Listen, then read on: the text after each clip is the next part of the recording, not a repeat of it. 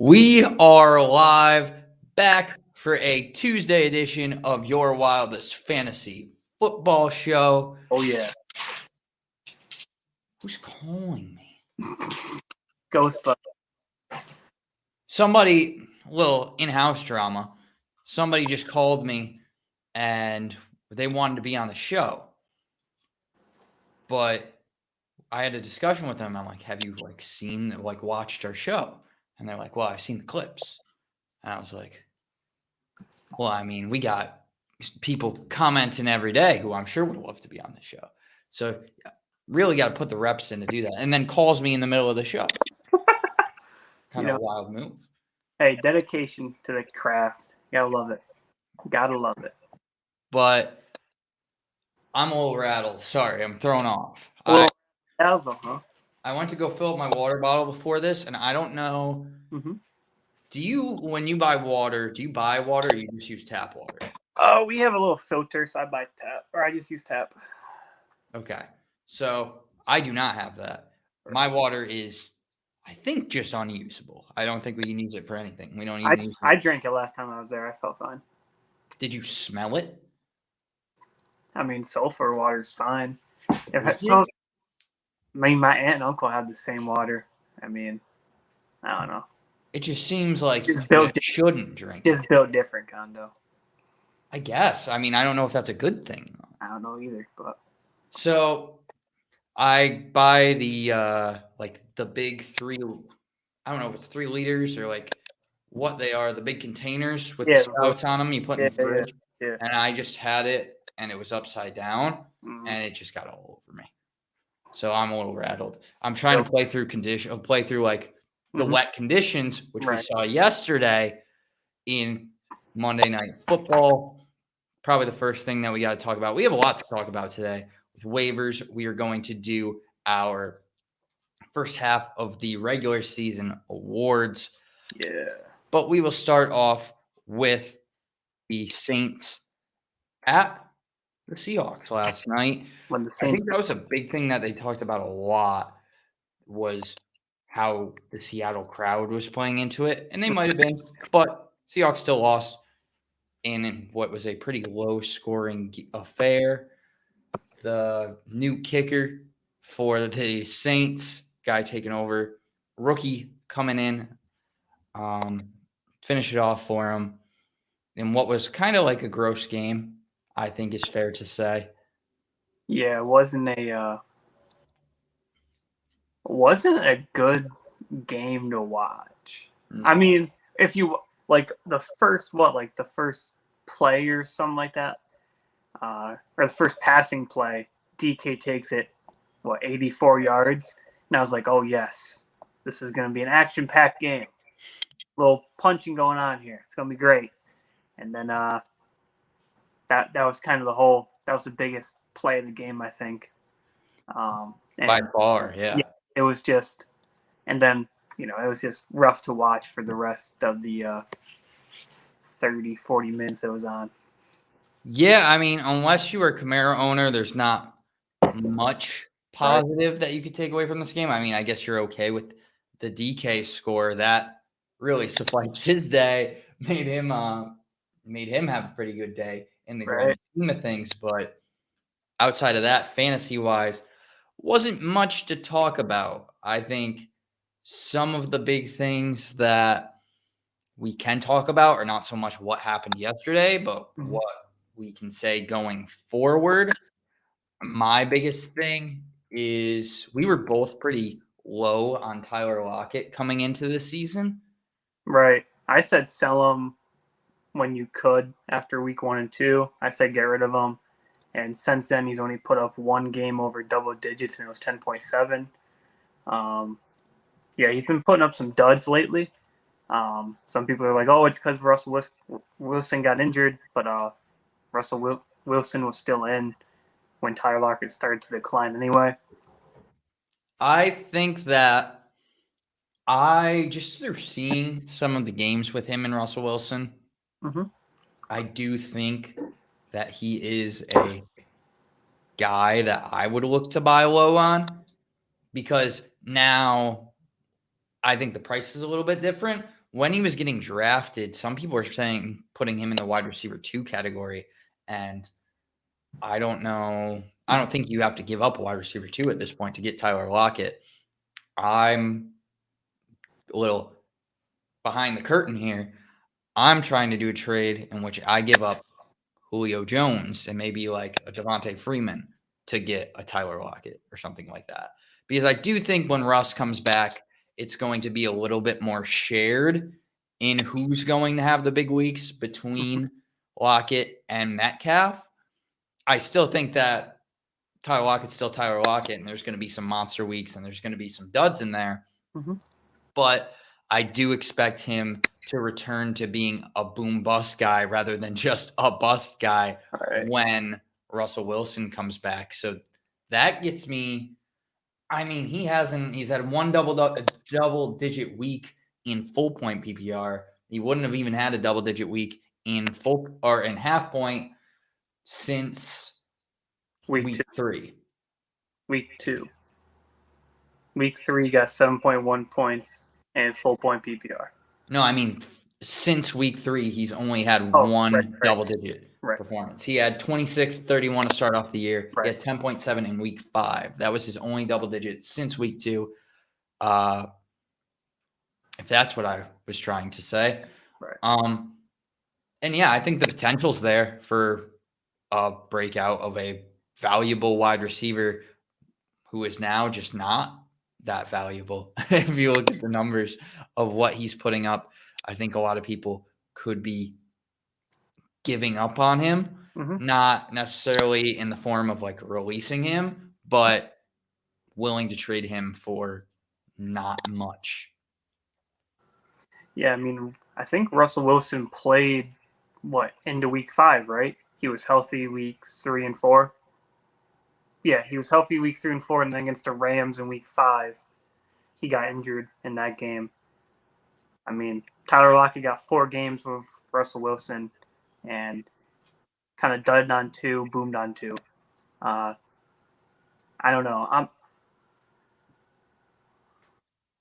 I guess it depends on what your wide receiver situation looks like, but if you could trade a Julio Jones and Devontae Freeman, or Julio Jones and Latavius Murray, Julio Jones and like another kind of down running back for Tyler Lockett, though, like I feel like that's just a price you can't pass up. I would say. I don't know.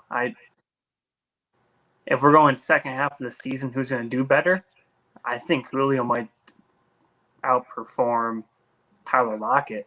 So I'm choosing Lockett in that, but I mean, with the way that Lockett's performed of late, I could understand somebody being out on him, and I think that's why, obviously, the price is so low. Yeah, I mean, I was been saying this for a while. I said even when after week 1, after he put up 26, I said get rid of him. Like, I'm okay with not having Tyler Lockett be on my team, and I think a lot of people are in that boat too. I mean, for the right price, I'm okay with having Tyler Lockett on my team. I think that's where I come in as far as I didn't love. I had him. He was getting drafted as the wide receiver 18. I thought that was way too high, but I had him coming into the season as my wide receiver 25. I think finishing in the 25 to 30 range is still very attainable for him. So I like the upside or the possibility as long as you don't have to rely on him. Yeah, I mean, he's got you 57 points in 2 weeks, and he has a total of 90. So not loving the fact that he only got you 33 points in the past 5 weeks. So, yeah, that's just why I can do without him. I think I can find other people who are going to boom on a certain week and just plug and play them instead of getting Tyler Lockett. But again, if the price is right, everyone is a fine option to get if the price is right. So, on the Saints side of things, not great outside of Alvin Kamara, obviously. I mean, Saints defense. Woo, woo. There you go. Yeah, so that's hopefully the only other Saint that you invested in. I saw in at least ESPN, Michael Thomas is projected for 14.2 points this week. Now, there's been no indication that he is returning this week. Right. But that projection has to raise the hypothetical. One, is he going to play? Mm-hmm. And then two, what do we expect from Michael Thomas where, I mean, we saw Traquan Smith come back. A lot of people hyped for that, and he put up a dud, had 2.1 points in 4-point PPR. Marquez Callaway hasn't been able to have a consistent role. Are we down on him even if he does return just because of how abysmal the passing game has looked so far? I think you have to. Jameis Winston kind of, like, he started off with that just monster game, but since then he's just been kind of putting up duds. I mean, he did pretty good against Washington, but then again, everyone looks good against Washington this year, so I take that with a grain of salt. I don't know. I mean, it's Michael Thomas. The name alone excites you. And I think it excites most people who have watched football for the past couple of years. But as far as like fantasy relevance, I don't know. Just because, unlike Drew Brees, who Michael Thomas has been used to playing with, Jameis Winston will just take off and try to run it instead of like forcing a throw to Michael Thomas or Callaway. And he also seems to just have an insane love for Kamara, and as we've seen so far, no other wide receiver. I don't think they have a wide receiver inside the top 53 right now. So, I mean, I would have a insane love for Alvin Kamara too if my options were Marquez Callaway, Adam Troutman, Traquan Smith. I mean, Callaway is a better wide receiver than I think people are giving him credit for, just because of how he's being like forced to play. What do you mean? I mean, when Jameis Winston just doesn't throw the football. Like, I think we did a stat, I think week 3 or week 4, and the Saints had, I think, only like 100 more passing yards than they did rushing yards through that point. I think that was week 3 or 4. So the fact that like they're not throwing it, I think he's like doing the most with what he can do. And the fact that like you're playing with Jameis Winston doesn't help you any. He's kind of gotten a little bit more consistent target volume over the last 2 weeks. He obviously had that good game against Washington. Yeah, he had 8 where he had 8 targets, and then this week he did have 7 targets. Right. I'm higher, I would say. Well, I don't know, because you didn't really say you were out on Michael Thomas, but you did. I think Michael Thomas is the guy who you want as far as the Saints wide receiver. I've been kind of backing Callaway. I said he was a guy really like coming into the season, but it's Jameis Winston back there. It's going to be a new thing. I still like Michael Thomas on your team. I like him on anyone's team, really, until we see how Michael Thomas, like, how he produces. And it's going to be a new offense for him. I mean, it always is when you get a new quarterback. You're used to one guy giving you a ball a certain way, giving you the majority of the looks, and now, like, you're coming in halfway through the season, and their team's 4-3. The quarterback might be like, I don't need him, or just use him as a distraction.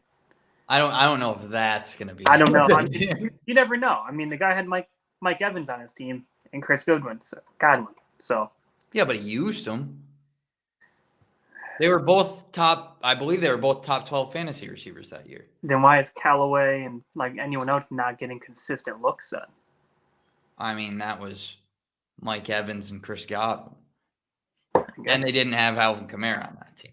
So I think they're kind of utilizing what they have at the moment. I'm not as high on Callaway.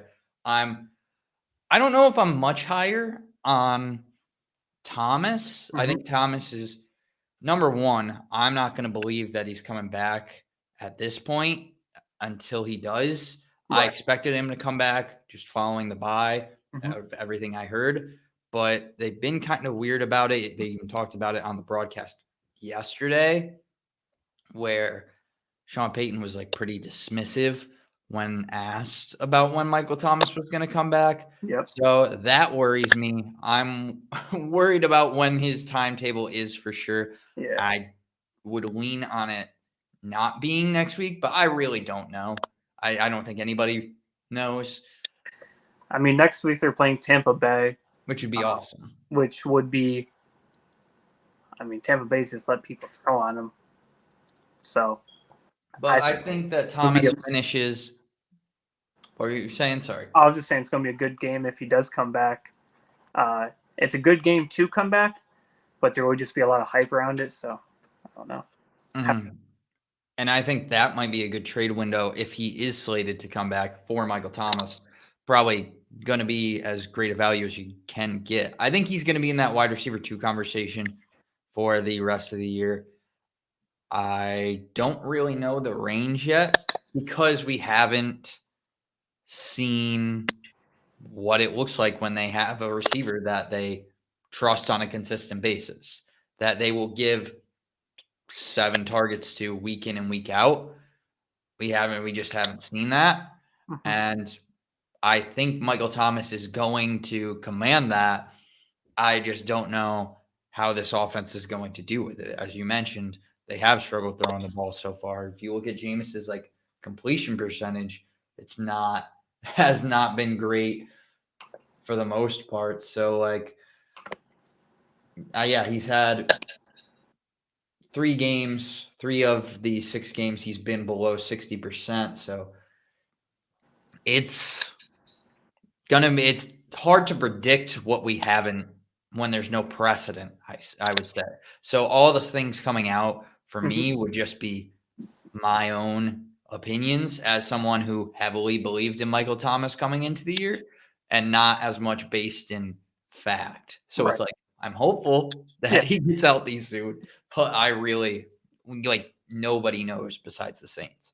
I mean, I'm with you. He's only thrown it 151 times so far. There's backups who have thrown more than he has so far this year. So it's going to be fun to see, though, because Michael Thomas is just a fun guy to watch play football. Mm-hmm. Anything else you had from this game? No, just great game for Kamara. Not so much anyone else, really. Okay. We have 2 things to talk about before we get into waivers. First thing is our quarterback discussion that we had yesterday. I forgot to bring it back up on the show. We ran a poll about Patrick Mahomes. What people think about Patrick Mahomes coming into the season or coming into this week after a 7.74 kind of dud for him. Seeing if people have fallen on the value of Patrick Mahomes and if you could trade another quarterback for him. We had this discussion a little bit, and you were kind of taking the point of, I don't think people are giving up on Mahomes yet. I was saying, I don't think people are necessarily giving up on him, but I think you can trade other quarterbacks for him, where I don't know if you could have done that the week before, weeks prior. Right.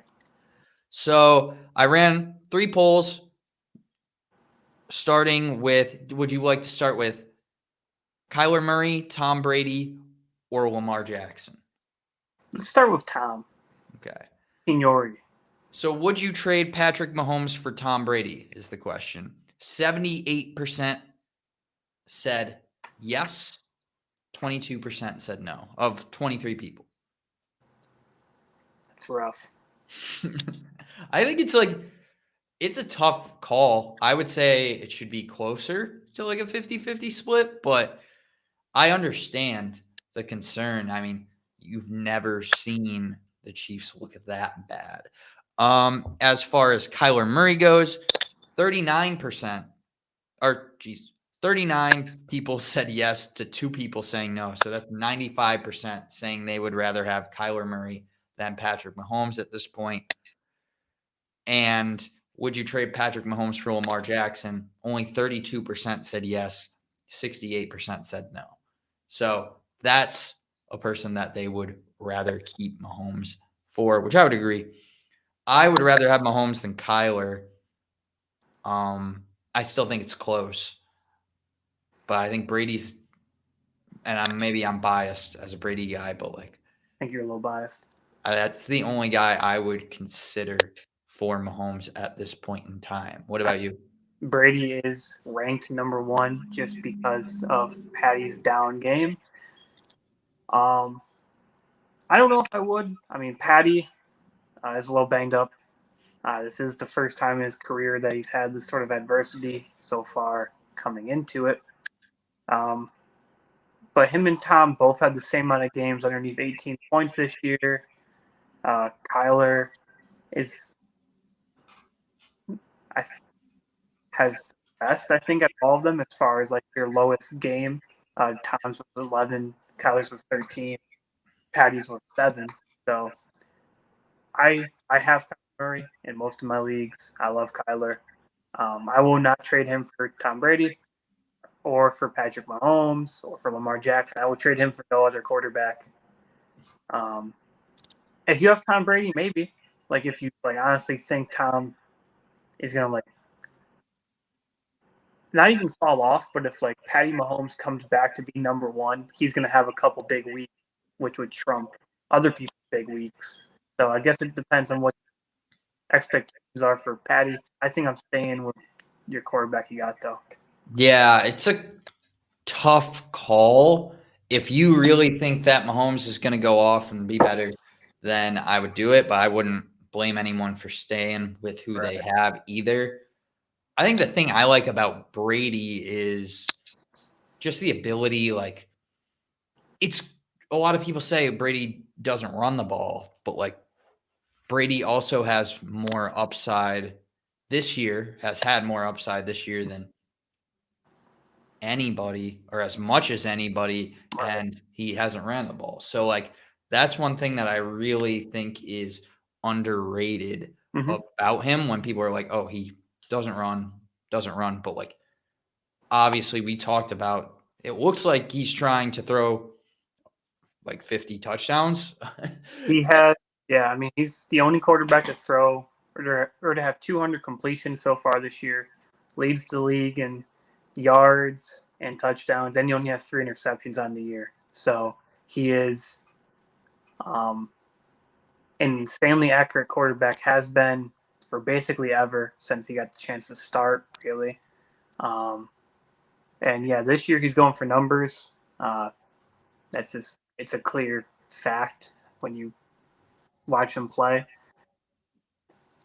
That's why like I don't hate it if you like go out to get Tom Brady, but like if you have Patty Mahomes, I think Patty Mahomes is going to have some big games coming up that will put him back in the conversation. Patty Mahomes is number 2 in most of these stats, but he just has an insane amount of interceptions. He has 9 so far this year. So, and I don't think he's going to throw 20 interceptions.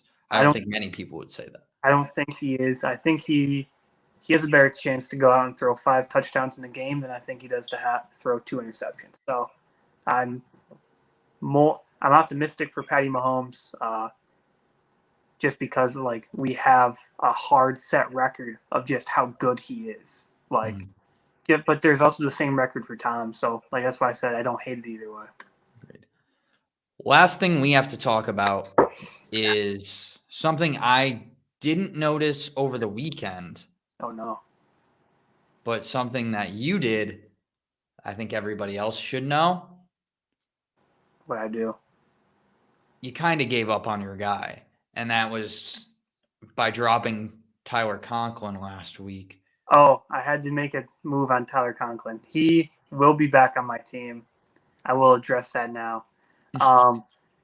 So what if someone picks him up in waivers before you? That will be unlikely considering he's out there in 80% of leagues right now. You never know. So the reason I dropped Tyler Conklin was because I needed a defense because I thought everyone was going to be in and playing. I had Chicago, but they're playing Tampa Bay. And I said, they're going to get negative numbers. I didn't know what they were going to get, but I said they're going to go negative. And so I went out. I had to drop someone.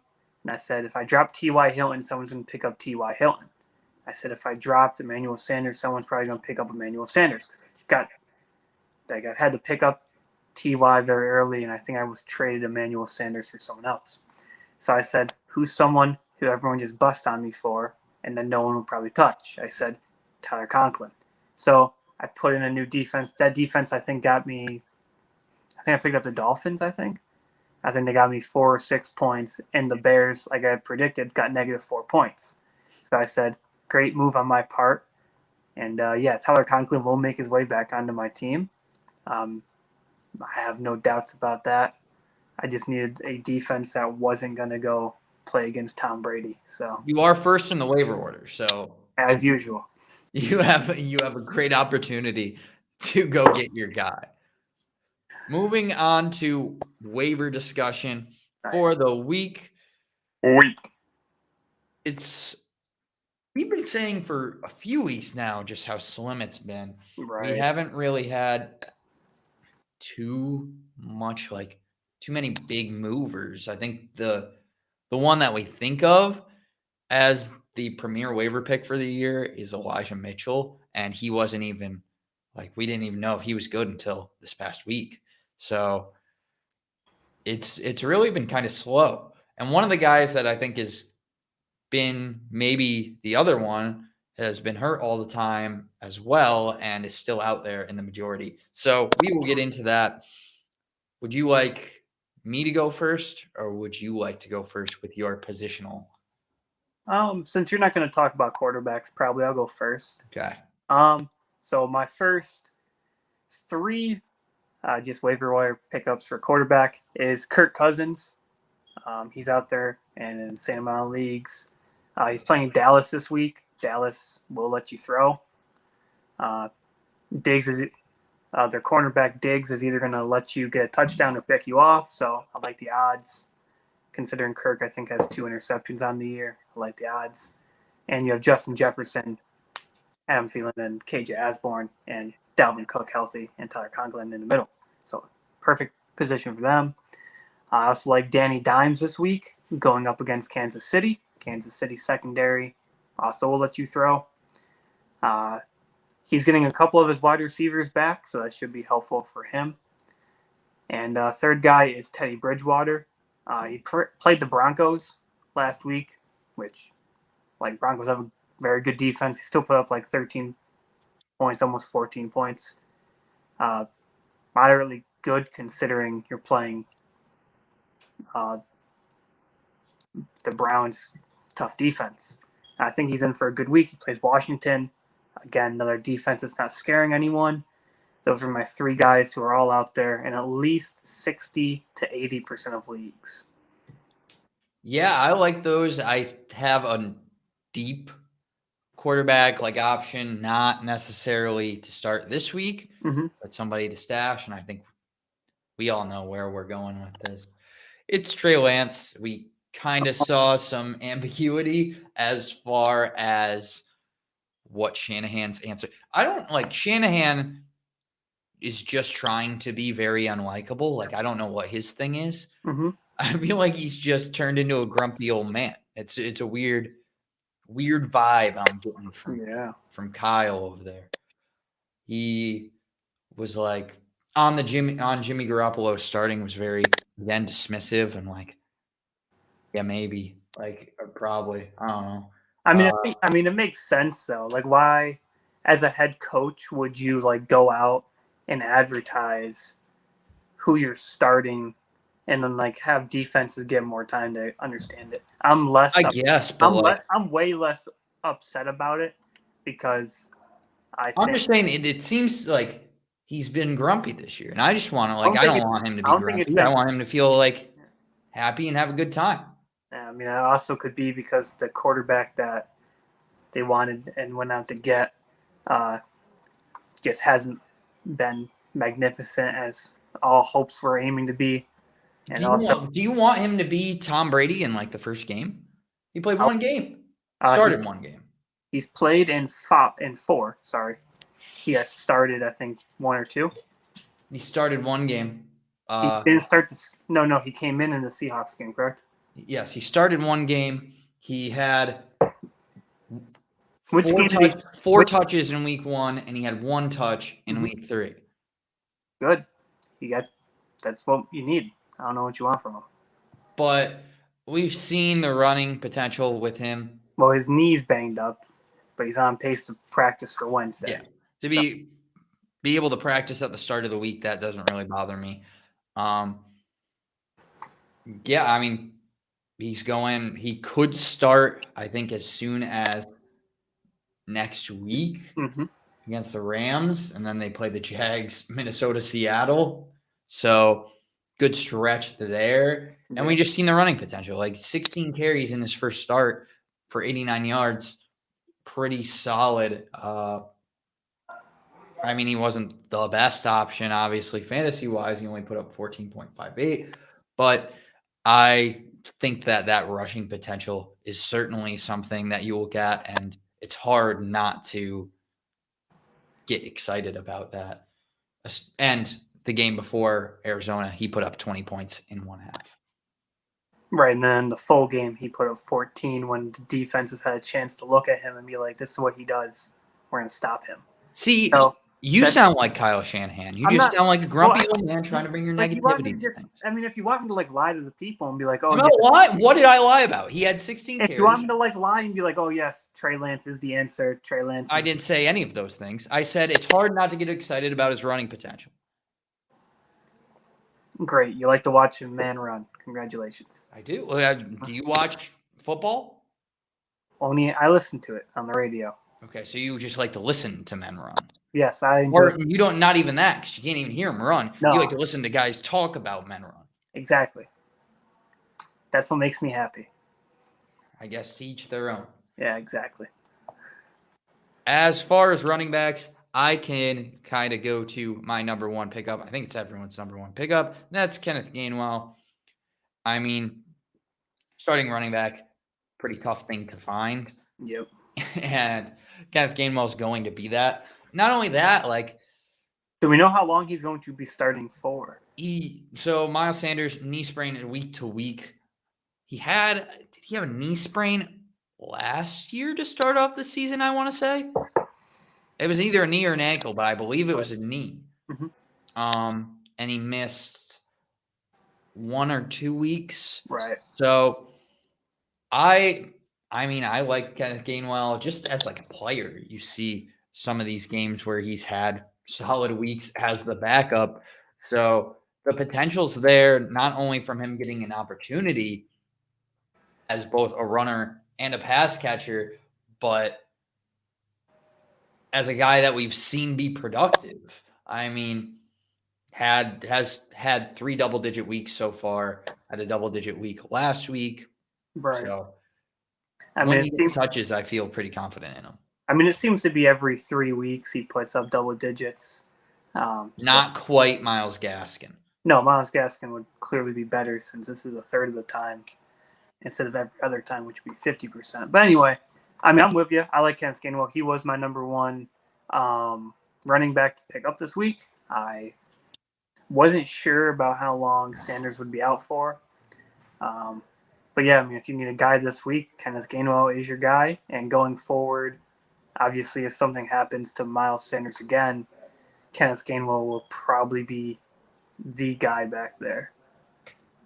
Agreed. Any other running backs? I put Alex Collins as my other running back to acquire. He is out there in literally 50% of leagues on the button. And I don't know. I like him. I mean, he had a groin injury that kind of limited him, but he still ran it kind of efficient. Not efficiency, but he ran it, and I think he did a decent time doing it. And again, if anything happens to Carson or Penny going forward, I think it's going to help him. And especially if Russell Wilson comes back, it would take a lot more pressure off of the running game, and that will open it up for him. Interesting. Yeah, I didn't even look at Collins just because I normally look under 50%, but I also got somebody who's 49.9. So right. I am someone pretty close to that. He was literally at the 50, and I said, I'm going to throw him in here. Yeah, I must have just missed him. But I think definitely a guy that you want to look at. I mean, no one really knows, again, what's going on if we talk about him. ambiguous There you go. injuries, that Chris Carson falls right into that mix. So Alex Collins definitely somebody to look to. I had a couple honorable mentions, but I can save those for later. The rest of my list is all wide receivers, starting with, and you're going to be disappointed by these wide receivers because they don't include somebody who we talked about yesterday, who, I guess the person we talked about yesterday, Alan Lazard, who I think you're responsible for Davante Adams getting COVID. I honestly think you spoke it into existence, and you just speak these things into the world, and then something happens. The breath that was taken to say that out loud, Allen Robinson, or Alan Lazard, traveled all the way to Green Bay. You can maybe see it in the air with how cold it was up there, and right into Davante Adams' orifices to give him COVID. Right. I mean, yeah, I did not put Alan Lazard as a must grab. I did put him on the list. I did not put him as a must grab just because I do not know how, without the number one guy there, Randall Cobb and Lazard would do as far as drawing the number one matchup. They are playing Arizona on Thursday night. So, I mean, if you want to, and it's also just it's a Thursday night game. So if you're going to risk someone in your lineup, I don't know how I feel about Alan Lazard. I'd rather be wrong about it I'd rather be wrong and keep him off my lineup than have him be in my lineup and then dud for me. But, Yeah, I agree. I don't hate it if you pick him up, though. I don't hate it. And if you, he's put up 2 double-digit weeks back-to-back now. And now with Davante Adams out, someone's going to have to catch balls back there. He is showing that he is more than capable of doing that. So I don't hate it. It's just that it's a Thursday night game, so you kind of got to just live with the decision if you're going to make it. You just kind of got to all in or, just hang around. Yeah, no regrets. I just think running back is obviously a different position than wide receiver. So if you get a guy that's only going to start 1 or 2 weeks, I think that's valuable. More valuable at the running back position than it is at the wide receiver position. There's so many wide receivers out there right now that I think have the potential to help your team for the long run. Yeah. That I like. And like you said, I don't know. We don't know what this offense looks like without Davante Adams. Right. And how I feel like they could end up throwing the ball to literally anybody. I feel like anyone on that team could have a big game, and I don't know if I can predict it. I mean, it could be a monster game for Aaron Jones. It could be a free Jones game for sure.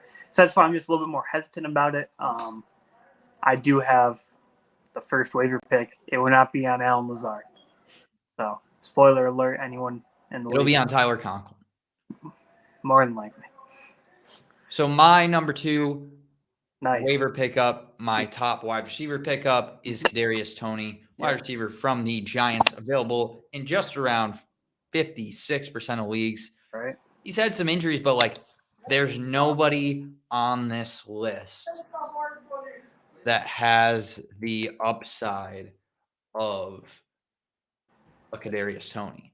And especially with all the wide receiver, it's tough to get invested into the New York broken Giants as far as their wide receiver core goes. Right, they've just been so banged up this year.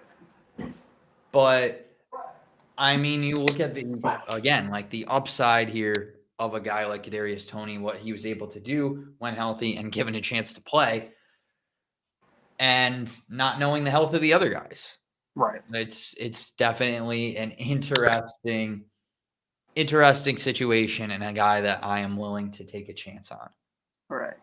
I'm with you. Kadarius Toney was on my list, and I'm with you. I like it. Probably not going to be my number one, but I like it. Number one wide receiver or number one overall? Number one overall. Sorry. So who would be your number one overall?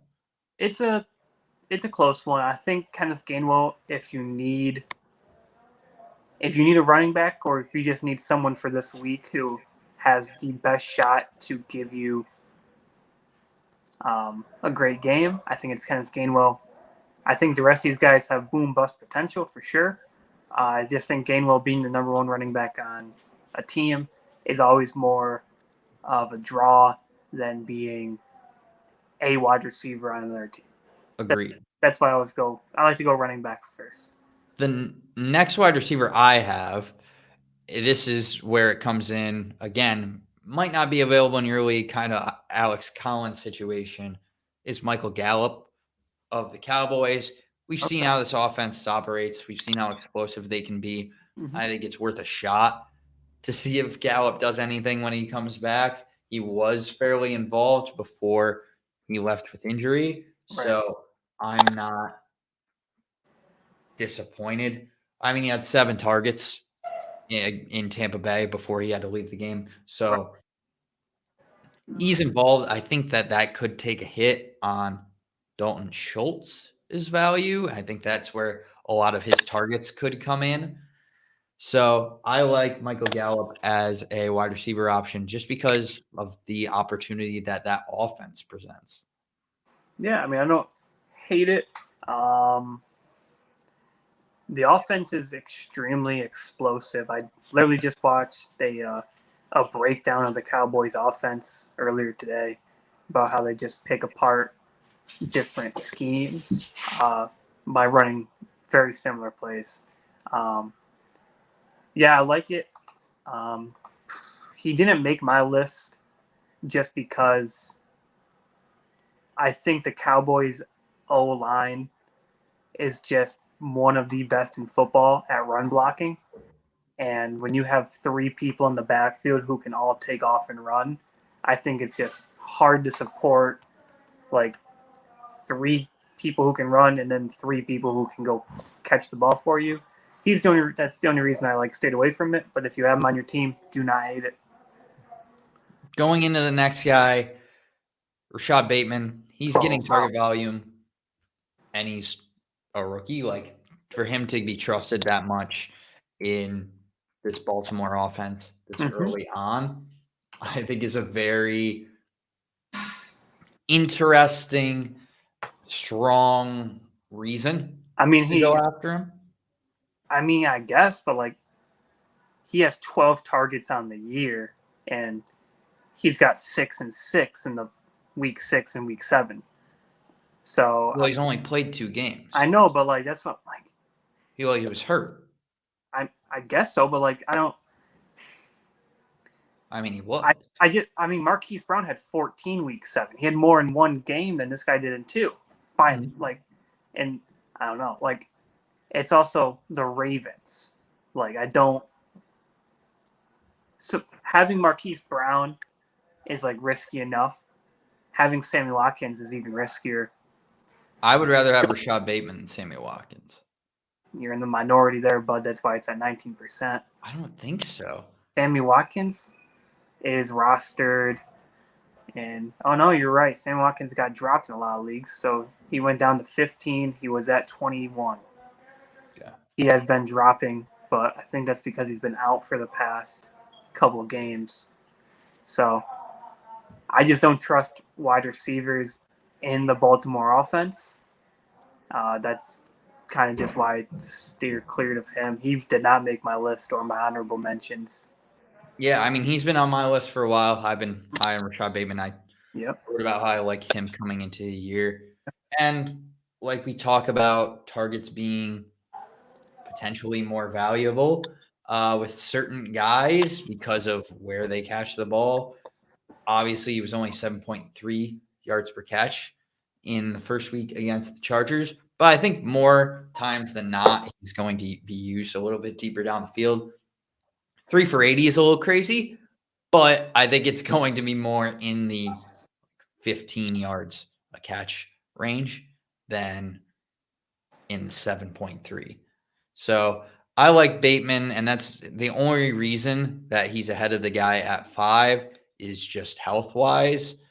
And 5 is T.Y. Hilton, still available in around 70% of leagues. I mean, I've been talking about how I think T.Y. is probably the 1A, if not the 1 in this Indy offense when he gets healthy. My only worry with him is health at this point. I mean, he came back for not even a game and then had to miss this week. It sucks being a Colts fan because you know the potential that T.Y. Hilton has. You know, sucks being a fantasy player because you know the potential that T.Y. Hilton brings and the explosivity, even at the age that he's at. But that durability concern worries me a bit. And it's not like he is going to be scot-free of competition with Michael Pittman really taking off. Right. I mean, T.Y. made my list above most of yours, obviously. But I like T.Y. I did pick him up. And like I said earlier, sorry, they're just running chainsaws in the hallway. No, we couldn't hear it. Okay, good. Yeah, no, I like T.Y. Like we said earlier, I didn't drop him when I needed a defense just because I know other people are going to want T.Y. Hilton. I think the name and is a nice thing to have, and he's someone who I'm willing to waste a roster spot on and be wrong on than most, if not all, of these other guys. I'd rather have him than Tony, Lazard Allen, Bateman, and Gallup for sure. So he would be your top guy outside of Gainwell, right? He would be your top wide receiver. He would be. There's an argument to be made for everyone. Depends if you're going season long or week long. It depends on who you're going. That would heavily depend on what you need. Lazard would make a great week fill-in for sure. Whereas Ty is listed as optimistic to make it to this game. So if you need someone for this game, maybe not this week for Ty, but it all depends on who and what you need for your team. Do you think the people with chainsaws are just like festive? Do you think it's more of like a Halloween thing? I cannot say what I think they are on air. Okay. That is. I'm a little concerned. Oh. Do you have, actually, before we get to tight ends, do you have any other wide receiver pickups that you want to mention? Just Christian Kirk. I believe he's out there in like 70% of leagues. I'm not loving Kirk, but he's just another name who, like, again, with Tony Allen, definitely Bateman and Gallup, I think he poses just as much of a threat as some of these other guys. And he didn't make my list, but he was an honorable guy I was thinking about. Very honorable guy. Mm-hmm. For sure.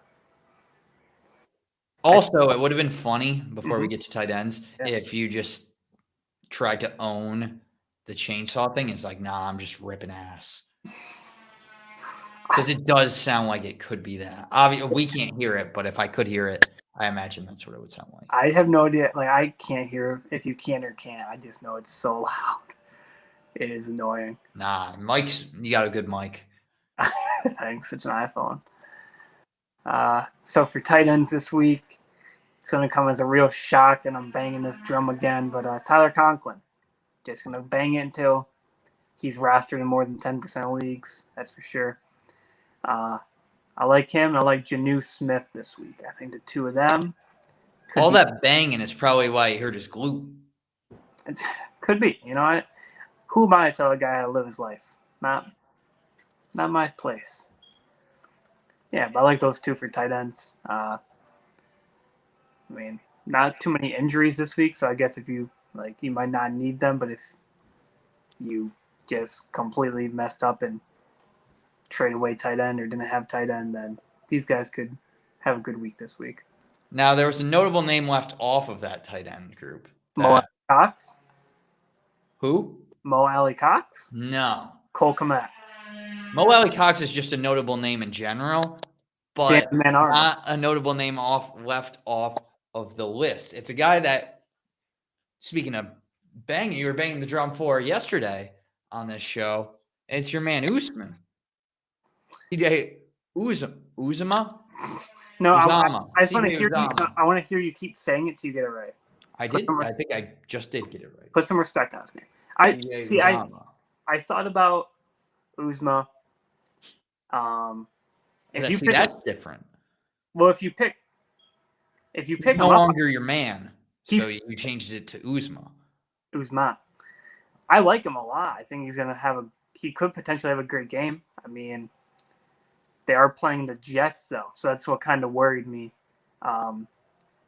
Jets did beat the Titans, but then they just got absolutely brain smashed. So I am a little worried, especially since, the Bengals have Joe Mixon and P. Ryan, that they might just commit to running the ball. And I don't think that Burrow is going for numbers quite like Brady this year. I would say they got to focus on winning games. Right. So I think that's the only reason I left him off, just because I'm kind of going for the week here.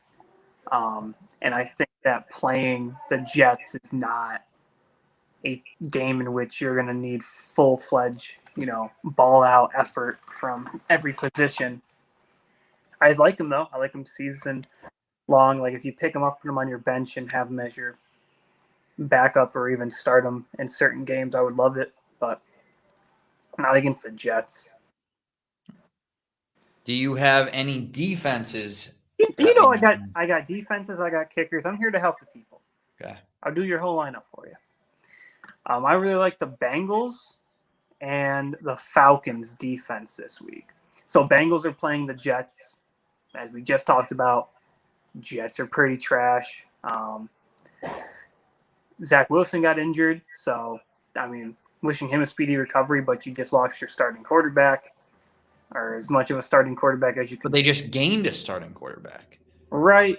So maybe, but I'm not, super optimistic. So that's why I like the Bengals defense. Bengals defense has been about middle of the road this year, so this could be a good game for them to just, come back. And you have no concerns about an elite quarterback coming in and slicing them up? An elite court. Oh, can you say that with a straight face? Yeah, you should. Oh, Joe Flacco's elite.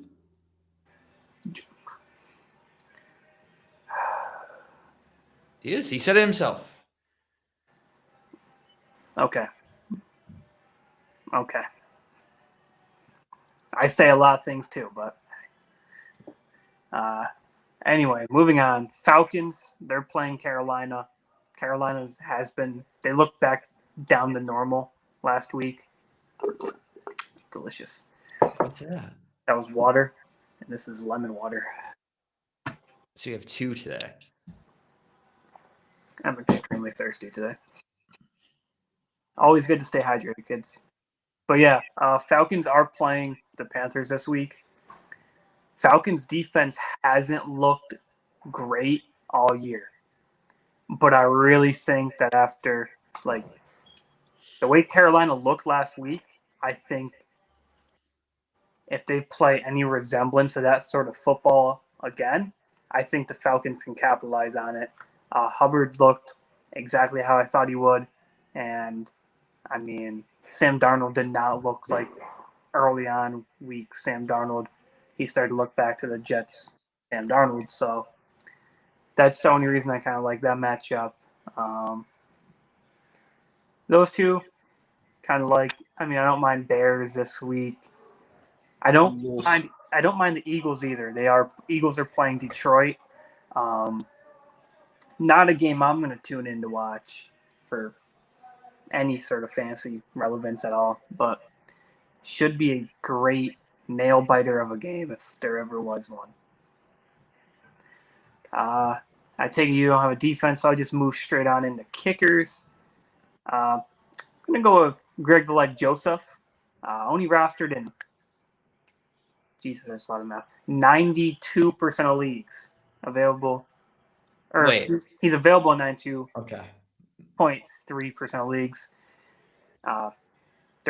Minnesota's playing Dallas this week. Dallas might be able to keep them from getting out the end zone a couple of times. So I think a couple of chip shot field goals are in the future for Greg the Leg.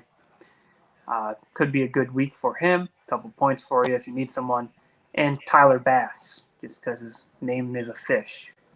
He's also playing Miami, which is a dolphin, which is also a type of fish. So Bass, dolphin, you decide. I think that was my favorite pick of the show.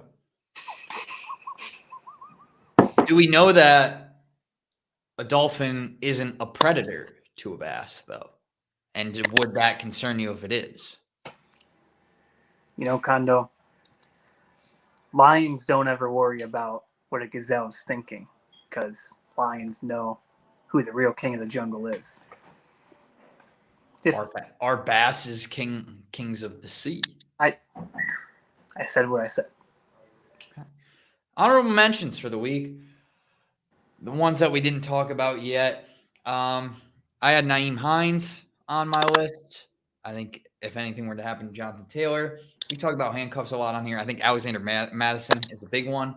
Right. Rostered in 43% of leagues. Definitely a handcuff that needs to be rostered in more. AJ Green, Latavius Murray, Sony Michel. Yep. I wrote Tyson, but you shouldn't probably. He plays the best out of anyone there, and they just still bench him. Yeah, so, they don't like him. It is what it is. I think that everyone, I don't know how many people roster Mixon, but I imagine it's a lot. So I think all those people should roster Samaje Perine. Marlon Mack, we talked about before with the trade potential of him possibly landing in a better spot. I think that he would be a good person that needs to be rostered in more than 6.1% of leagues. Yeah. And Allen Lazard is on there as well for me. Yeah, you hit my honorables. I agree. Not someone that I think you have to waste a waiver pickup spot on if you're in the top like 5 or 6. But if you're not, definitely shoot a shot on one of those guys. On to our awards. If you play in, I think the majority of leagues end in week 17 for the playoffs. Yeah. Go till week 14 of the regular season. We just finished week 7. So we are at the first half point. So congrats if you're doing well. We made it. If you're doing poorly, a lot of time turning around. Yeah. So we wanted to go through a first half of the regular season awards, kind of break down who's been the MVP so far. Oh, yeah. Some rookie of the years that could be interesting. Some people who are poised for a second half. Some people who might be likely to fall off. The biggest disappointments, too. Don't you forgot that. Okay. We will include that. What do we want to start off with? I want to save. I think we have to start with MVP. Should we? Yeah, I feel like it's the most obvious. It's just too obvious. Yeah. MVP. I think it's going to be a unanimous choice. So I'm just going to write it down. I think it's Cooper Kupp, right? Kirk Cousins. Yes, exactly. Well, I think a person that I put down in the list is Carson Wentz, just because I think he deserves to be in the conversation. But I put Cooper Kupp barely by a hair over Kirk Cousins was what I put down on paper. So, well, I put by a smidge over Carson Wentz. So I think smidge is like a thumb, whereas a hair is very fine. Well, it's not all the thumb. It's always fine. But yeah, Cooper Kupp definitely. I mean, the man is outscoring every single player in fantasy football, every single one. So, and for where you got him, like that's the thing that puts him above Henry is because like if Henry was drafted as the running back, he was drafted running back 19, then he would be the victor here just because I think running back is more important. Right. But Cooper Kupp being drafted around pick 50 and going as a wide receiver 19 to have the year that he had or is having, which is got to be on pace for every kind of record, is quite astounding. So he is absolutely killing it. Great year so far for Cooper Kupp, and I'm really excited to see how he continues to play and how defenses play him. He is on pace because of the 18-week season now to have over 2,000 yards. I'm pretty sure he's at 800 now through 7 weeks. Double that, he's at 1,600 at week 14, and then we give him just 3 more games after that. Like, unreal. 9 touchdowns on the year so far, 81 targets, just monster season so far for Cooper Kupp. I think Rookie of the Year is also going to be pretty unanimous. I think after last week it has to be, right? You went, I mean, I'm going to say it, and then you can correct me if I'm wrong. I put Jamar Chase. I think it has to be. Yeah, I mean, he's having a great season. All the way up to the top 3 in terms of wide receivers so far. Not a lot. I don't think a lot of people saw this coming. I think a realistic expectation for Jamar Chase would have been, at best, a low-end RB1, but more realistically, like a wide receiver 2. Sorry, wide receiver 1, or more realistically, wide receiver 2. And he is beating out everyone but Cooper Kupp and Tyreek Hill. So he is just killing it right now. More points than Devontae Adams. Also, remember coming into the season, and it was all of the training camp talk of what's going on with Jamar Chase. He can't catch the football. Right. And then he just comes in and says, I mean, I might not be able to catch the football in training camp, but that doesn't really matter when I put up 201 yards in a regular season game. So, right. I mean, he was getting drafted as the wide receiver 32, and I had him even lower at 35.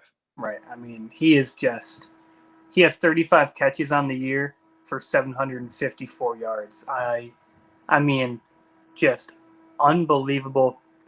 Cooper Kupp is the only one who has more yards than him so far. Just insane rookie season so far. I cannot wait to watch Jamar Chase continue to play. I think, unlike some other people, like, he gets a little bit more help just because there's so many weapons on the Bengals that people have to worry about, that, like, if they stop him one game, the team can still win, and then he gets his game the next week. I think it's going to be so much fun to watch. Agreed. Biggest bust is going to be, I don't think we're going to have the same answer. So I think mine's going to be a little surprising. Okay. My biggest bust of the year so far was Justin Fields, followed by Trevor Lawrence. Okay, Justin Fields? Sorry. Holy cow, guys. I butchered that name. I got to recuperate. Justin Fields. Yes. Who was drafting Justin Fields? The hype going into the season, I'm pretty sure, I know Trevor Lawrence is going as QB 12. He was going as QB 15 as of Labor Day weekend. Right. And Trevor Lawrence is going as QB 12. So that's why I put both of them up there, because they're just. Justin Fields is going as QB 16. Nobody was starting them. I mean, I think you were. I mean, a lot of people picked up Trevor Lawrence before they picked up people like Stafford and Carr. No, they were. What do you mean? What do you mean? Stafford was going as QB 10. That's and like Trevor Lawrence was going as QB 15. Right. And every single league that I did, Justin Fields was picked up in the either same round or the round before some of these guys who are doing way better than him. That's insane. I mean, that's true. You can go and look through my leagues if you call me a liar, but I think like in our league, Justin Fields might have got taken in.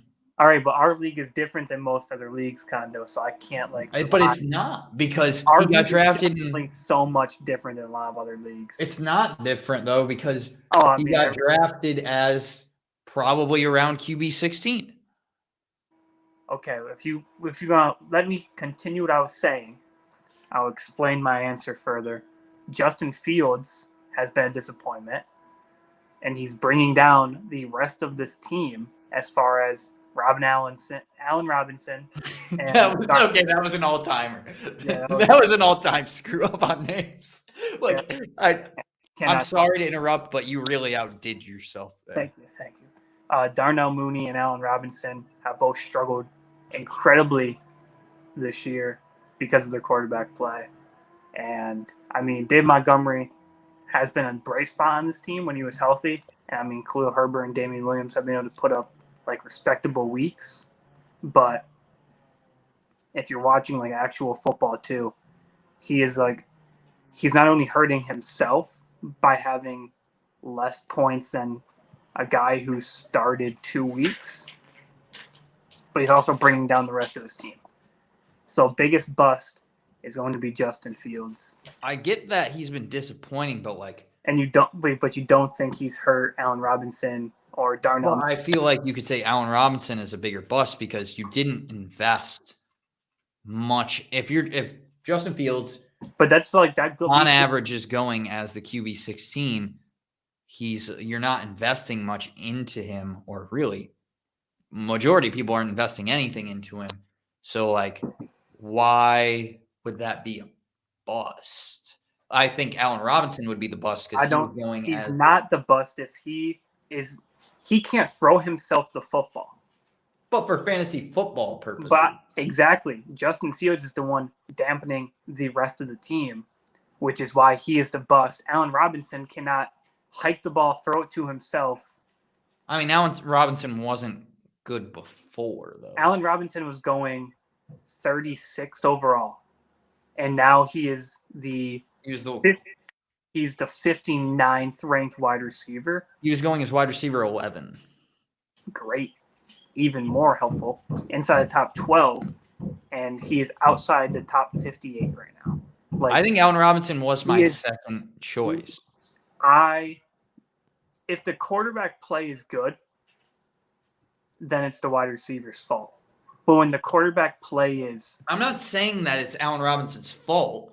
I'm saying that it's Allen Robinson's the bust because you invested in him. I don't think any fantasy people were investing a lot of capital into Justin Fields. Justin Fields is the bust. Allen Robinson... Maybe for actual football, but not for fantasy. For fantasy... But what investment are you making in Justin Fields? Justin Fields was going around the same time as most of the... Justin Fields was outside. In most leagues, he was not drafted as a starter. He was going... Let me pull this up. He was going pick 146. So that's around Matt Ryan, Jameis Winston, Kirk Cousins, Ryan Fitzpatrick. Like, guys who might be playing for you. Guys who are all QB1s. But, no. Matt Ryan is a QB1. Matt Ryan has had QB1 weeks minus week. Okay. Well, but that's the thing. You're not minus week 1 and 2. So you could instead 21-17. Let me finish that. Instead of him, you could have had Kirk Cousins, who I guess, according to you, follow up to MVP. But instead of Allen Robinson, only 2 weeks below 13 points. Instead of Allen Robinson, you could have had CeeDee Lamb, Cooper Kupp, Mike Evans, Deontay Johnson, DJ Moore. Like, just the difference in what you're losing, like, it is huge for fantasy purposes. I'm not saying that it's Allen Robinson's fault that he's having a bad year. I'm just saying he's been the bigger disappointment for fantasy because of the investment you made in him. You waited that long on quarterback expecting him to be the guy. You couldn't have. He wasn't even supposed to be the starter. So you're telling me every single team only picks one quarterback? That's how everyone does it. They pick one. I think the majority do. I think you shouldn't pick more than one. And you're not relying on – even if you do pick two, you're not relying on him to be a starter, where with Allen Robinson, you were picking him to be your wide receiver 1. I deeply disagree. Allen Robinson is the byproduct of a guy who is I'm not saying it's his fault. I'm just saying you put him as the biggest bust. He's been the bigger disappointment. If Allen Robinson had a better quarterback. I'm not saying that. But you did by saying it's that he's the bust. I'm saying he's the bust because you made an investment in him, and he's been awful for the first half of the season. All right, so weeks 1 and 2, he got 9.5 and 10.4 when they had Andy Dalton as the quarterback. That would be a low end, like wide receiver 2, maybe mid pack, averaging 9 points a game, right? I would say not wide receiver 2. Not wide receiver 2? No. Guess not. Averaging 9 points per game. I just think that Allen Robinson. I'm not saying it's his talent. I'm not saying that it's a him issue as to why he's playing bad. I'm just saying he's not putting up fantasy numbers. I'm not even saying that he's playing bad. I'm saying he's not putting up fantasy numbers, and for where you drafted him, that's a disappointment. Kind of like where my bust is, and my number one bust, again, for the first half of the season, is CMC. For where you drafted him, which is the top pick overall, like we've seen it in our league. I mean, you might have won your first 2 weeks and then just like fizzled out because he hasn't been able to give you anything so far. And then just like at least Allen Robinson was giving you something, where Christian McCaffrey just hasn't really given you anything since week 2. So he's been healthy since week 2. I'm saying that makes him a bust for the first half of the season because you knew about the injury concerns coming in. We all knew about the injury concerns coming in, and I'm not saying that I was right. I very much wasn't right. I would have took him at number 1 easily. But for us to I think it's we're all kind of having the moment of oh, he had these injury concerns, and we were kind of blown away by just it being Christian McCaffrey to overlook that a little bit in consideration with maybe a Derrick Henry or something like that. So hindsight's obviously 20/20, but obviously he's been a disappointment. He's been the biggest bust of the first half, in my mind, because he hasn't been able to give you anything. So Christian McCaffrey putting up 27 and 24.7 in 2 games. Week 1 and 2, put him at running back 1 those 2 weeks. Then against Houston. Do you mean after week 2? What do you mean? Like he wasn't running back 1 overall in both of those weeks. He put you up there. Okay. He had good. I'm not saying they weren't good weeks. They were very good weeks. I mean, who besides Derrick Henry, who else put up monster? Derrick Henry put up 10 and 2 weeks. Great. And then he got hurt week 3. What do you want from the guy? I'm saying he's been a bust. I'm saying if you have him, it's the biggest investment that you're not getting your value for, is how I look at this.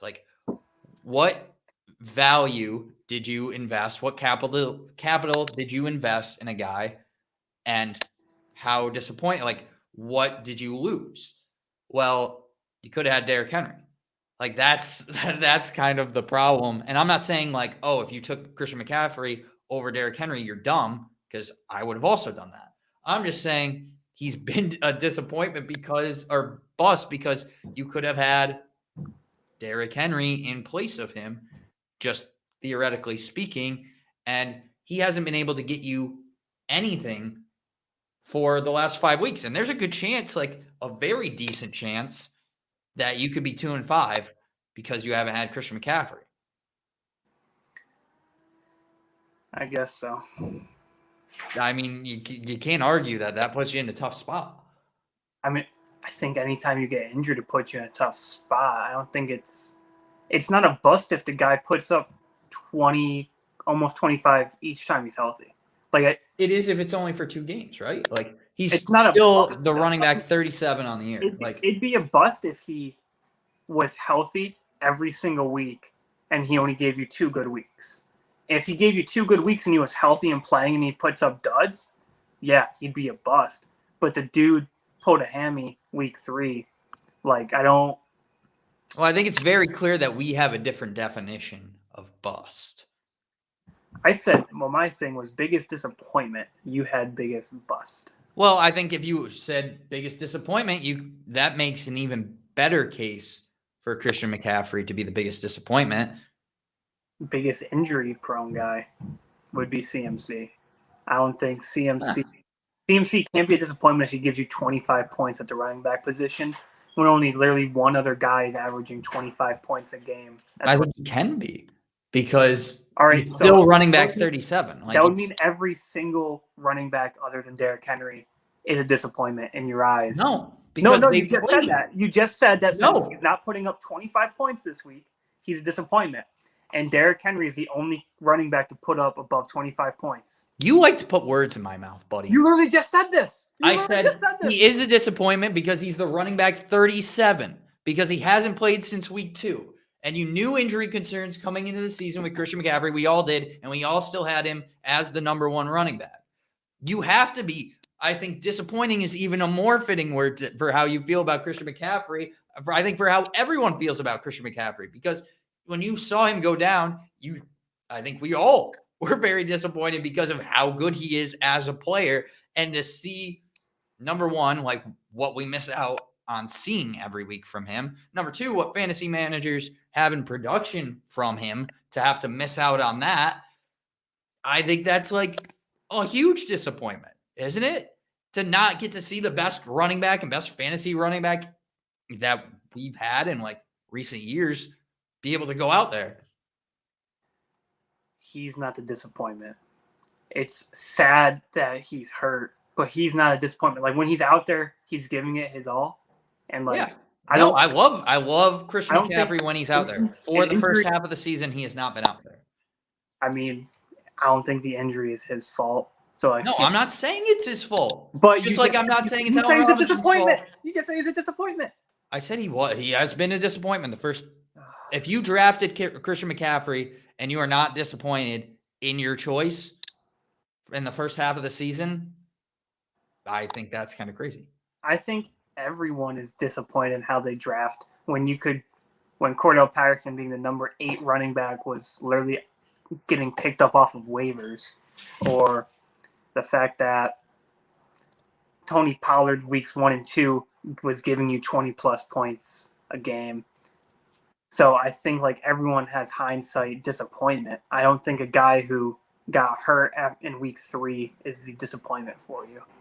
I think it is if you're 2-5 because you drafted Christian McCaffrey. I'm not saying that it was a bad decision, just saying for the first half of the season, that's the guy that I would be pretty like disappointed in what I've gotten from him so far. All right. Moving on to most underrated. Let's try to bring some positivity into this. Do you want me to go first? I will let you go first on this one.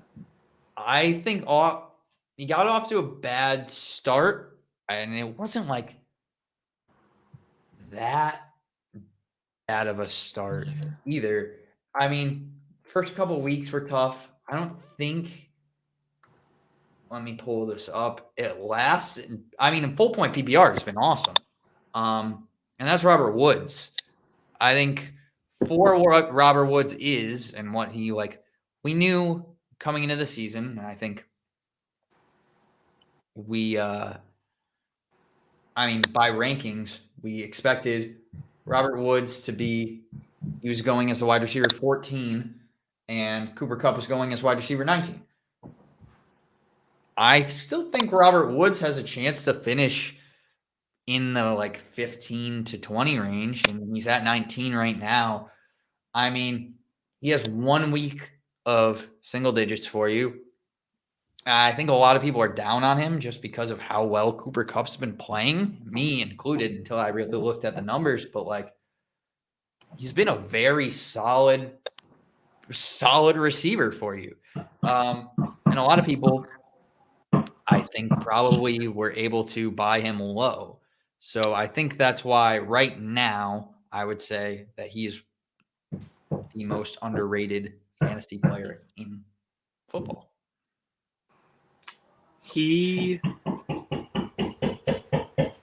did not make my list. I put Jamar Chase and Mike Gesicki. I put both of them above him by a little bit, actually quite a bit. Jamar Chase, I believe, went, I think, like on average, like 7 actual picks behind Robert Woods. And no, he went a lot further. I thought we were going most underrated as of now, not coming into the year. I did underrated as in coming in, who has been like, and even like kind of continued with Mike Gesicki, just because Mike Gesicki really started off kind of bad, and now these last couple weeks has just really put the gas on with 18, 16, 8, 19, 21. So like past 5 weeks, he just like turned on the lights, and I mean, he's now tight end 3 and Jamar Chase is wide receiver 3. So I put them both there just because of where you were getting both of these players. That's why I said underrated for there, just because everyone overlooked them for quite a while for where they were going. Yeah, I mean, if we were going to start out the season, then I don't think anyone can argue with Jamar Chase. Obviously, some of the names that we already mentioned as far as Jamar Chase, Cooper Kupp, guys of that category, Cordell Patterson, is actually a name that I thought you were going to bring up here. Cordell Patterson, I thought about it. I like Cordell Patterson, but I want to give Mike Gesicki and Jamar Chase their day. Just because I talk about Cordell Patterson a lot more than I do Gesicki, for sure. Give him his day. All right. Moving on to maybe some predictions for the second half, surprising predictions on the second half based on what we have seen in the first half of the season. So, who do you think is most poised for a second half breakout? So I put biggest second half will be A.J. Brown and or CMC, respectively, in their own positions. A.J. Brown has really started to come into it, as we've seen the past 2 weeks coming back now. He's starting to look kind of like, the A.J. Brown people drafted him to be. He went pretty early on in most drafts, and I don't know. I'm very excited to see him come into it for the second half of the season. Just continue the dominance he's put up against Kansas City, a little bit in Buffalo, but that Kansas City game was just nice to watch. Yeah, I mean, A.J. Brown and CMC. How can you not love them? Yeah. I tried to go a little off the beaten path here with some surprises. Let me pull up maybe the banner for this. And it was hard to settle on one, but I'm going to go.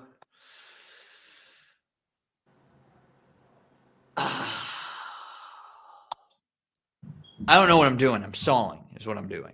Because I really don't know that I love my picks, especially after that. But I'm going to probably go with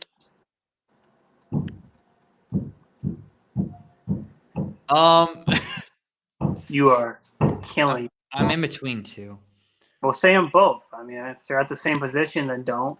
One person just had a monster week, so it was kind of hard to say Damian Harris, but I think Damian Harris can be a good – I mean, Wow.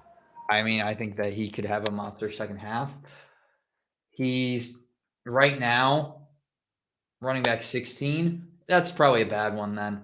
I'm going to go with my other one and say Tyler Lockett then.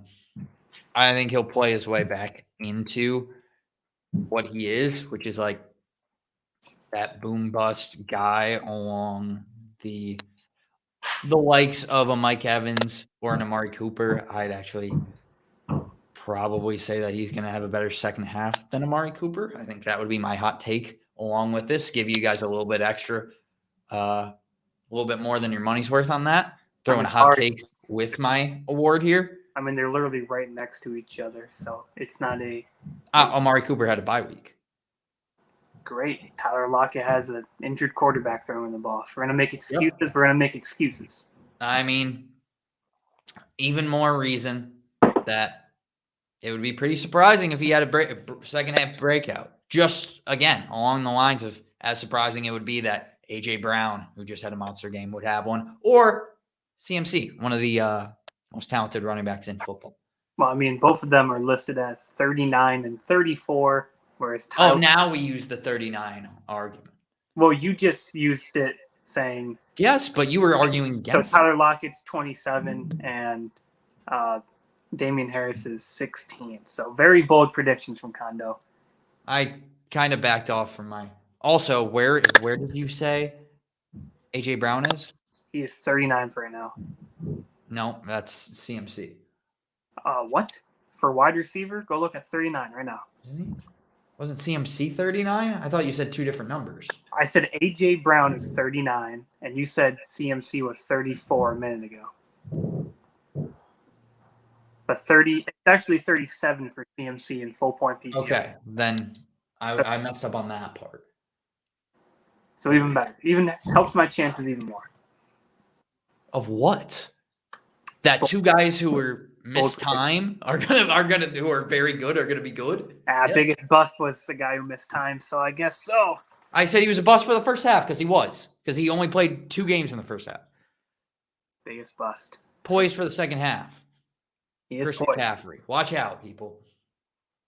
From your bust to my best. Who do you think? I'm not gonna listen to this. You don't listen anyway, hon. Who's most likely to fall off in the second half? Had a hot start. Really in for a tough reality in the second half of the season. Deandre Swift and Mike Williams are both going to fall off. Like, when you say fall off, what do you... All right, so I'll elaborate for each one. DeAndre Swift is running back 2 right now. He will not finish as running back 2 on the year by the end of the year. Mike Williams started off insanely hot. He is wide receiver 10. He will not finish as wide receiver 10. Both those guys. So they could just finish one spot below where they are. Oh my God! If you don't let me talk, I swear to Christ. DeAndre Swift is not as good as his positional standing will make people believe he is. I think that Kamara, Harris, Zeke, they're all much better athletes. Obviously, Dalvin and CMC are much better athletes too. And they're all on teams who actually win football games. So I think the fact that they're on winning teams will just drastically improve them. Whereas DeAndre Swift is on the Lions. I don't see them killing it anytime soon. He's going to fall off. He will finish as a running back 2 on the year for sure, if at the highest running back 2. But mainly just because he already has so many points like through the first couple weeks. Mike Williams, same boat. I think Keenan Allen starts playing football again, and Keenan Allen starts to bounce back from whatever wide receiver he is. He's wide receiver 30. I think their roles switch. I think Keenan Allen gets inside the top 10, and I think Mike Williams goes outside the top 20. So that is my most likely to fall off in the second half. Okay. I get it. Now that was explained.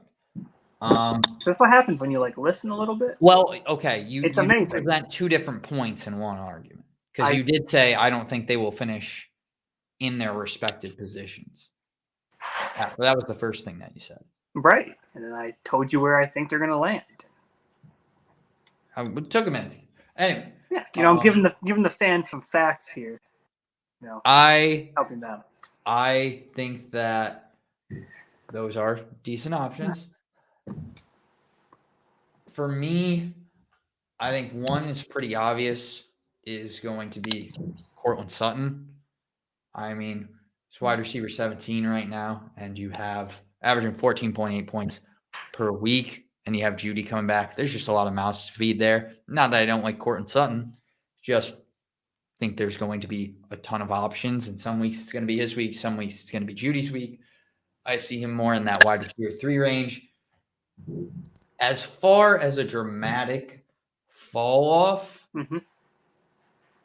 it's hard because it's hard not to buy into what these guys are doing and going out on a limb to bet against them. But I'm probably going to go against stalling. You know what?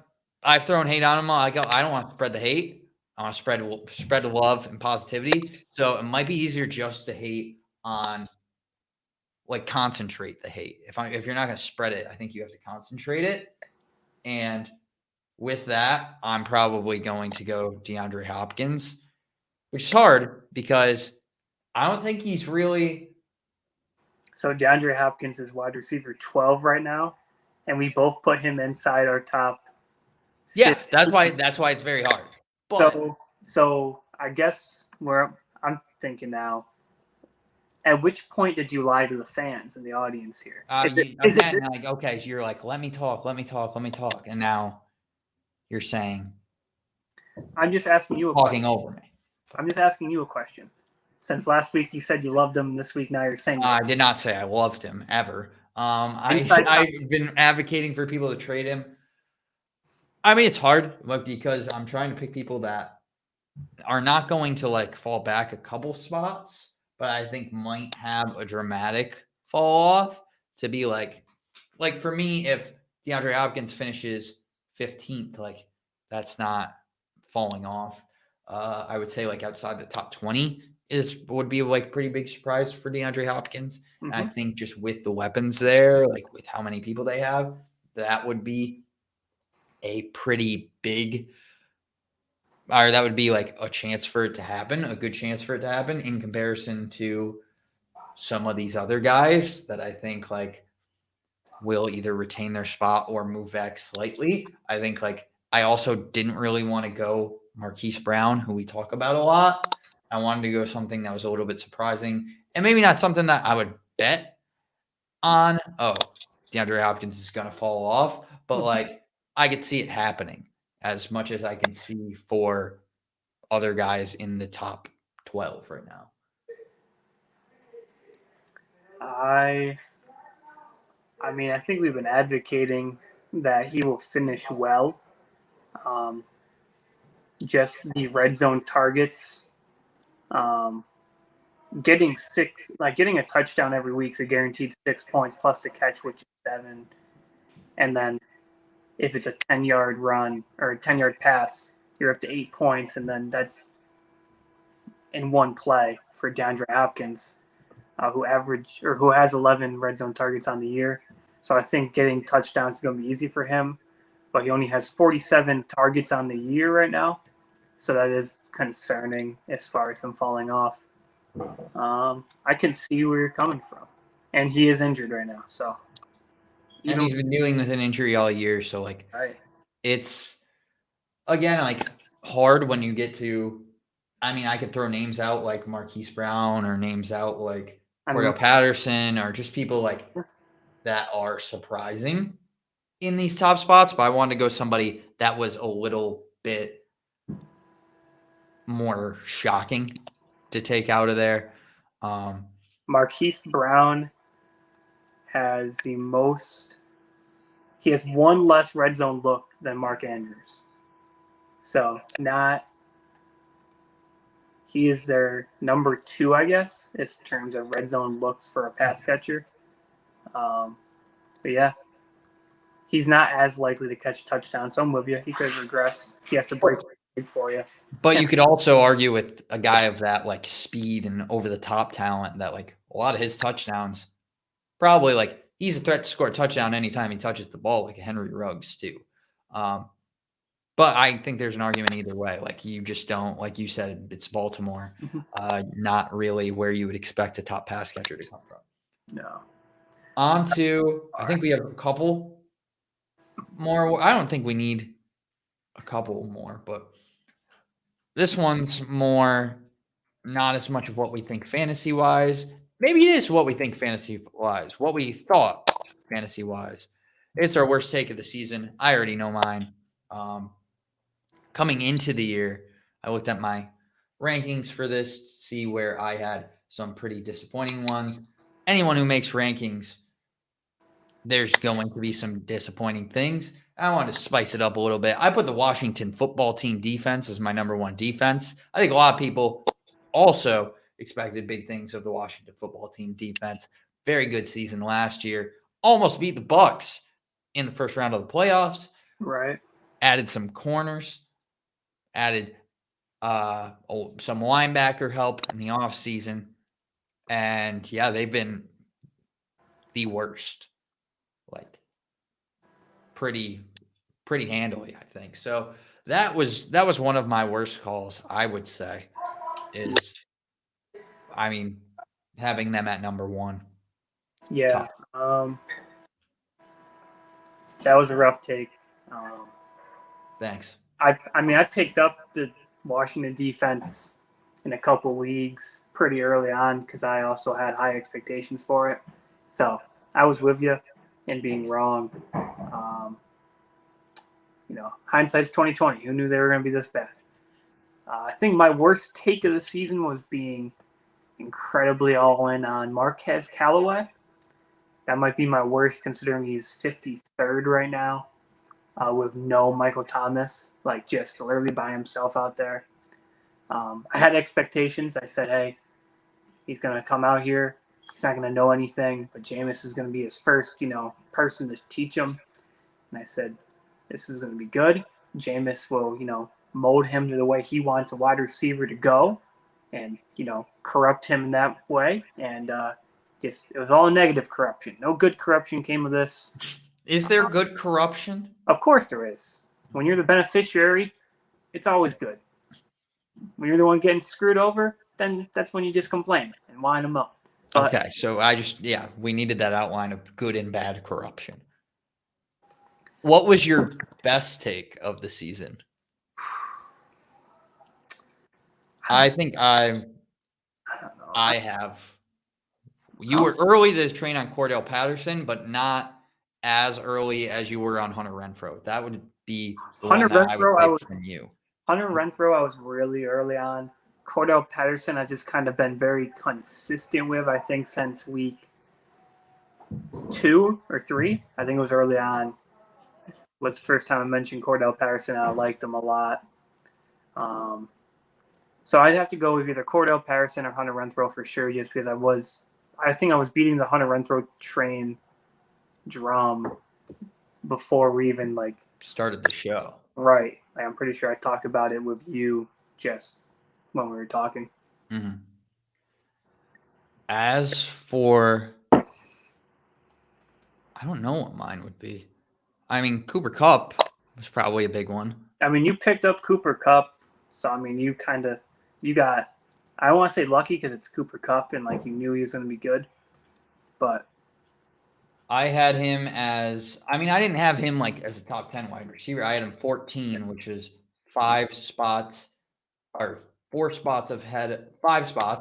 of where he was going. I had him right behind Robert Woods. So not crazy right on it, but obviously with that value, I was stumbling upon him in drafts more often than not. I think one of the things I was right on, maybe my big one is I was not high on Antonio Gibson coming into the year. Mm-hmm. I think I had him. I mean, this is going to sound high, but for where Antonio Gibson was going, he was going as running back 12. And he is running back 15 right now. Yeah, I had him at running back 14. So, like, coming into the year where he was considered, some people were taking him as high as, like, the back end or, like, the early end, front end of the second round. Most leagues I was in, he was getting drafted around 20. So either middle, if in 10 teams, that was the end of the round 2. Or in 12 teams, it was to be middle of round 2. Yeah. He went ahead of 20 in all of mine. But that would probably be one that I was. Yeah. I do. I literally picked him up 20th overall in the league I'm looking at right now, which is a full point PPR league. I think he went 15th in our league. Mm-hmm. And yeah, he went above a couple people in our league who I didn't think he should have. But then again, there's the hype around Washington was that their defense was going to be immaculate this year.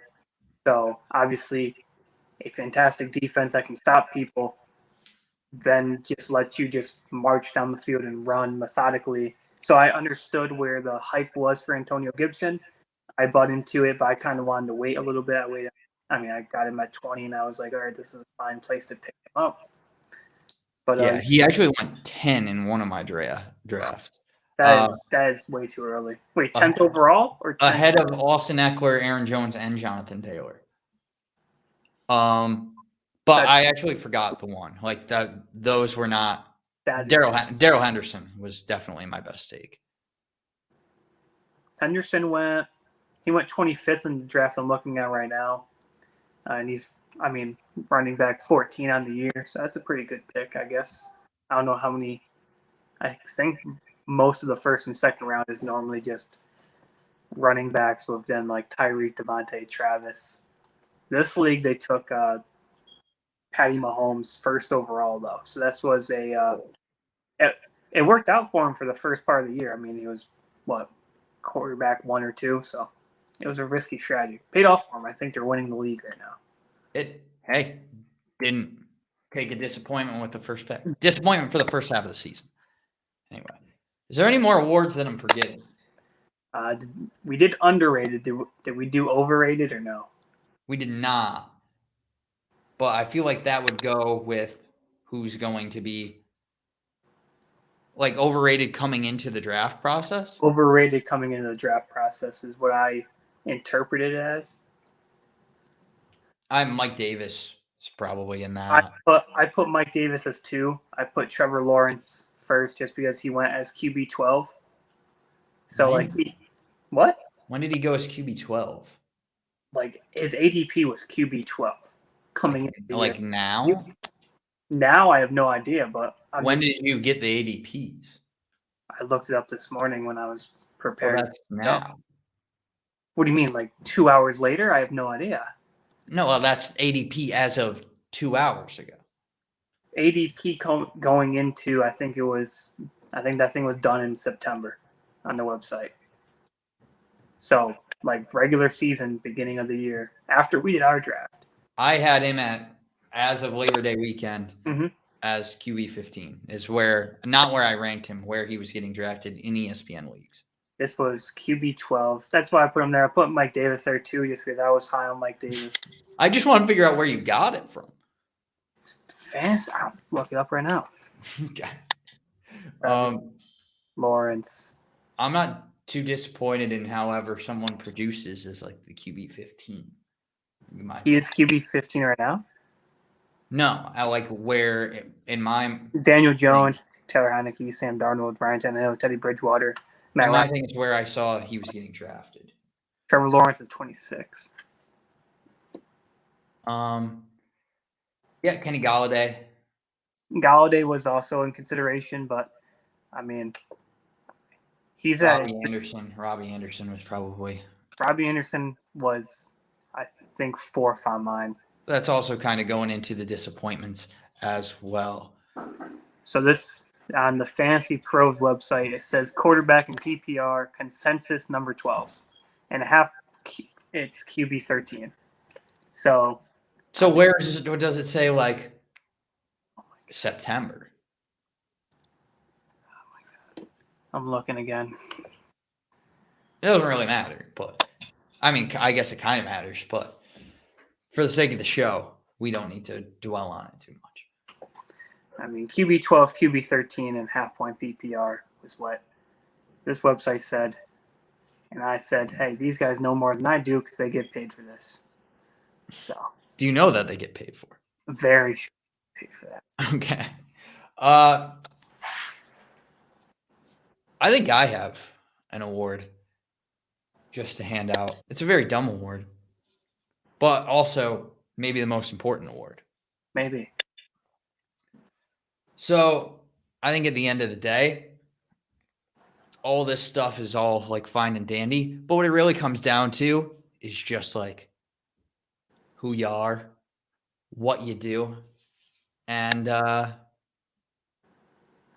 like how you go about what you do. Say like you could be a great player, but if you're like, I'm a great player and you're not, I would probably say, you don't need to say that I'm not. That seems a little mean. Where if you're a good player and you're like, I am good, but like you're also okay, I would be like, oh, that's very nice of you. So I want to present, again, named after someone who I think also exhibits this kind of sportsmanship, the Conor A. McGregor Sportsmanship Award, given to somebody who just shows, I think, like, well, we all know Conor McGregor, very nice guy. Oh, just jolly. You're gonna get us canceled. And he's just like people who are just good sports, like show good like passion for the sport, but also manship for the sport. And that's Kadarius Toney. Kadarius Toney, I mean, really sat back for a while and then got his opportunity. He got ejected for trying to clean off a guy's face mask, but like I think that's a very nice thing for him to do, is to be like, hey man, like you got something on your face. Let me get that for you. Unbelievable. And then just tried to clean it up. And I just think that was very nice of him. Yeah, when he didn't have to do that. Like maybe the guy didn't even know he had something on his face mask. And he's like, oh, I see it. Let me get that for you. And cleaned it up. And then the refs took him out. Like that's kind of screwy, but I guess we get bad calls by the refs all the time. So that's tough. I mean, hey, I don't want to mess with Kadarius Toney. He has a neck tattoo. So you know what they say about people with neck tattoos who like to punch people. Not people you invite to a kid's birthday party. I don't know. I would love to have Kadarius Toney at my kid's birthday party, because if like I don't know, he had something on his face, Kadarius Toney would probably say, oh, let me go get that. Like, I'll just clean that off for you. But like the motion in which he did it would probably. I mean, I think it's more about the act than anything. No, I think it's the way we could critique how he did it. I mean, if you see an old lady struggling to cross the road because she's moving slow, you don't go hit her with your car, like just to move her out the way. Maybe you do. I'm not gonna sit here. Maybe you do. I mean, you might. I don't. No. I go help her. No. I think there's numerous ways to go about helping the lady cross the street. But yeah, I just think it was very generous of Kadarius Toney to bring that to his attention. Kadarius Toney will not play in the game against the Panthers. I don't know. They haven't got that was last week. I know, but I'm just saying, like, they haven't released anything new on that, so it must be a serious injury to it. Yeah, we were the best for him in his injury recovery. I mean, hey, to each their own. I mean, somebody, yeah, really puts the manship in sports. I mean, I'm really hoping Sterling Shepard just fights through this hammy injury here. But we don't need to fight. That's just too violent. That's not how you get a manship award.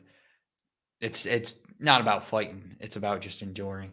Let's get to some questions before we sign off. Start 3 10 team PPR. Jamar Chase, Deontay Johnson, AJ Brown, and Daryl Henderson. I would be very happy about that decision. Jamar Chase, Deontay, and A.J. Brown. I'd probably start all your wide receivers. I would go. Man, Henderson plays Houston, so that's tough to pass up. Henderson does play Houston, but I mean, is that, I don't know, like, do you think they're going to pass up a Cooper Kupp day, though? I don't think they need to. I think Cooper Kupp, I mean, we've seen it before where Cooper Kupp has a day and Henderson has a day as well. Houston gives up almost the most yards on the ground, so it's tough to sit them, but I don't know. I'd rather be wrong and start people who are going to give me 30 than Henderson, who's going to give me like 25 on his good day. Wait, what do you mean? Well, you said 30 versus 25. Yeah, which I feel like, which 5 points actually like it matters. Like how many times have you lost? I'm just saying. I feel like the well, I'm saying like a great game. All right, so Daryl Henderson has one game above 20 points so far. How many do the other guys have? A.J. Brown, I think he has. He's played in a lot less games. I'm pretty sure he has one. But he had one, and he's played one last game. Okay. What about Jamar Chase, Chase obviously has. I'm not arguing Chase. Okay. I would be arguing Deontay Johnson or A.J. Brown. And I haven't even said that I would pick those two yet. And Deontay Johnson also has one more.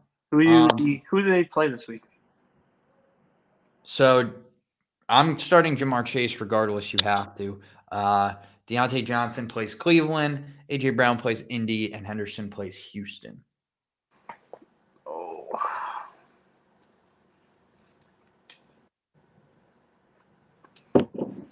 I'm still going on my list. I think it's a really tough call.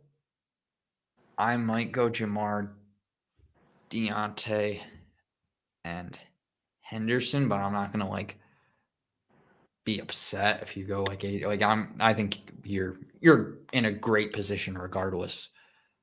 Wentz, LOL.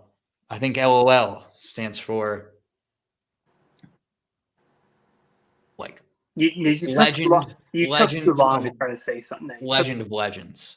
You took a League of Legends, which is a game, but it's also a league in which Carson Wentz is in, which makes great sense in the context. I agree. Wentz, LOL. Deontay Johnson. Monster. No, I'm keeping Pat Mahomes in all my leagues I got. Amen, brother. Keep Pat Mahomes. If you want to. I mean, you can't really argue with it. If they're only offering you a 1-for-1 and it's for another quarterback, keep Patty Mahomes. Cody, I got big news. Oh, Jesus. What happened? Breaking news on the show. Oh, my God. I got to get this as a banner. Hurry up. This is what we're going to leave on. I don't think anybody on the show knows this, but Duke Johnson on the Dolphins, baby. Way to spoil it, Kenny. I love that man. I love that man. So the big news is Duke Johnson and the Dolphins. Cody, I think, drafted Duke Johnson in the 5th round of one of our drafts. I think I drafted him again this year. I think in one of the rounds when he was not. Kenny is now my least favorite of the show people. I think he just spoiled. He spoiled me from being able to grant you that good news, and that kind of pisses me off. That's awesome. Absolutely amazing. What's your outlook on? You can take back you're most likely to break out for the second half and use Duke Johnson if you'd like. It's close. I'm gonna probably have to use my number 1 waiver pick on Duke Johnson.